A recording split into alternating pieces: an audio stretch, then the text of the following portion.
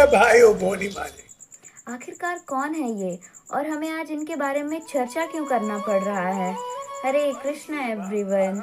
तो आइए जानते हैं 21वीं सदी के सबसे लोकप्रिय नेताओं में से एक के बारे में, जो ना कि सिर्फ दूरदर्शी हैं बल्कि लोगों के दिलों में विश्वास जगाने की ताकत रखते हैं कि भारत एक लोकतांत्रिक देश है जो कि यहाँ के लोगों से है और लोगों के लिए है।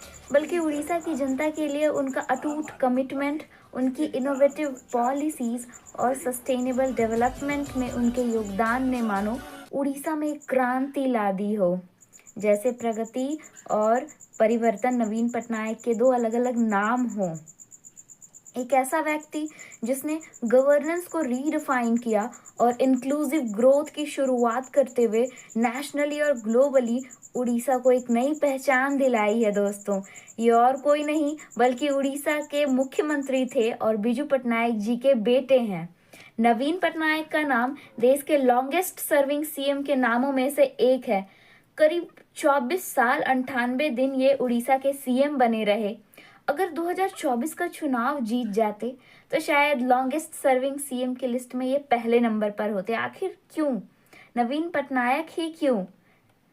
बात है 1997 की, जब नवीन पटनायक नई नई राजनीति में आए, क्योंकि वह भ्रष्टाचार के खिलाफ होते थे और दूसरा उनकी प्रो पुअर पॉलिसीज के कारण हमेशा लोगों का समर्थन ही मिला है उन्हें। तीसरा पॉइंट, उन्होंने कभी भी अपोजिशन के खिलाफ कुछ नहीं कहा और सिर्फ उड़ीसा की जनता के लिए काम किया। चौथा, उन्होंने हमेशा उड़िया अस्मिता के लिए काम किया है। तो ये इन सारे रीजंस के वजह से वो फेमस हुए। आइए जानते हैं उनके पॉलिटिकल करियर के बारे में। बात है 1997 की, जब उन्होंने एक नई पार्टी बिजू जनता दल बनाई जो कि बीजेपी के साथ एलियांस में थी। नवीन पटनायक के बेहतर काम और अलग सोच के कारण अटल बिहारी जी के कैबिनेट में उन्हें यूनियन मिनिस्टर ऑफ माइंस बनाया गया। लेकिन सन 2000 में उन्होंने उड़ीसा से हिंजली लोकसभा के उम्मीदवार बने और वहां जीत हासिल की। इसके साथ ही शुरू हुआ नवीन पटनायक जी का उड़ीसा में अपना राज, जो कि 2000 से लेकर के 2000 से शुरू होकर 2024 तक चला। सन 2000 में उन्होंने जब जीत हासिल की, उसके बाद के इलेक्शन में क्या हुआ कि 2004 में बीजेपी सेंटर में हार गई, लेकिन इससे स्टेट असेंबली में फिर से उनकी जीत हुई। इसी तरह उन्होंने हर बार 5 टर्म तक इलेक्शंस जीते।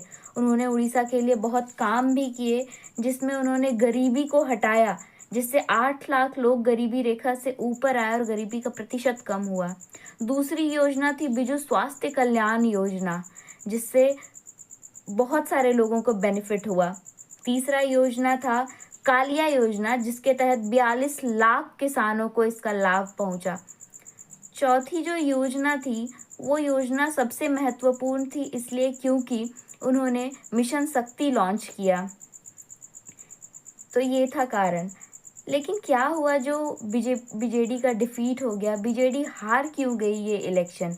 आइए जानते हैं। पहला रीजन था ईस्टर्न वेस्टर्न उड़ीसा का डेवलपमेंट, क्योंकि ईस्टर्न उड़ीसा से 17 बार सीएम बन चुके थे, इस वजह से ईस्टर्न उड़ीसा का डेवलपमेंट ज़्यादा हुआ वेस्टर्न के मुकाबले। दूसरा रीजन था रत्न भंडार की चाबियों का गुम हो जाना।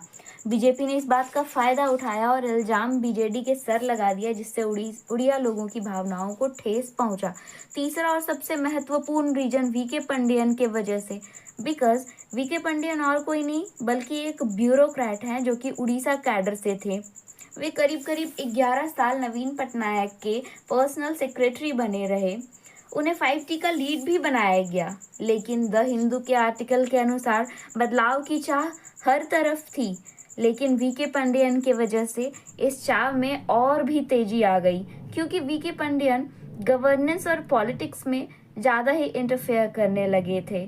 तो ये थी रीज़न बीजेडी के डिफीट की। Like, share and subscribe.